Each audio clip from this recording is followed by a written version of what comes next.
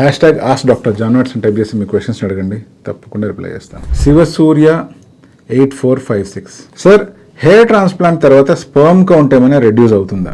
Hair transplantation మనం ఎప్పుడైతే చేస్తామో స్కాల్ప్ వెనకాల భాగంలో హెయిర్ తీస్తాము, ఏవైతే పర్మనెంట్ డోనర్ ఏరియాలో ఉంటాయో అటువంటి హెయిర్ని ఫ్రంట్ ఏరియాలో ఇంప్లాంట్ చేస్తాం, లేదా తల పై భాగాన్ని కావచ్చు, లేదా కొన్నిసార్లు ఎవరికైనా ఐబ్రోస్ దగ్గర హెయిర్ లేకపోయినా, లేదా మీసాల దగ్గర హెయిర్ లేకపోయినా, లేదా బియర్డ్ ఏరియాలో హెయిర్ లేకపోయినా, లేదా తలపైన ఎక్కడైనా దెబ్బ తగిలి హెయిర్ లాస్ అయిపోయినా, ఇటువంటి కండిషన్స్లో పర్మనెంట్ హెయిర్ని తీసి అక్కడ ఇంప్లాంట్ చేస్తాం. ఈ మొత్తం ప్రాసెస్లో మనం చేస్తున్నది ఏంటి అంటే చర్మం మీద ఒక చోట ఉన్న వెంట్రుకల్ని, ఎక్కడైతే వెంట్రుకలు లేవో ఆ ఏరియాలో ఇంప్లాంట్ చేస్తున్నాం.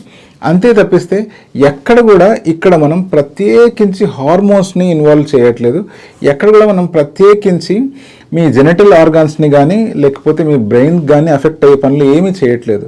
సో అందువల్ల జస్ట్ హెయిర్ ట్రాన్స్ప్లాంటేషన్ చేయడం వల్ల ఎటువంటి సెక్షువల్ వీక్నెస్ కానీ సెక్షువల్ ఇబ్బందులు కానీ వచ్చే అవకాశాలు లేవు. సో మీరు నిర్భయంగా హెయిర్ ట్రాన్స్ప్లాంటేషన్ చేయించుకోవచ్చు. బట్టతల వచ్చినప్పుడు దాని మీద ప్రత్యేకించి భయపడాల్సిన అవసరమే లేదు. హెయిర్ ట్రాన్స్ప్లాంటేషన్ చేసుకొని ప్రశాంతంగా మళ్ళీ డీసెంట్ హెయిర్ స్టైల్ని పొందుకోవచ్చు.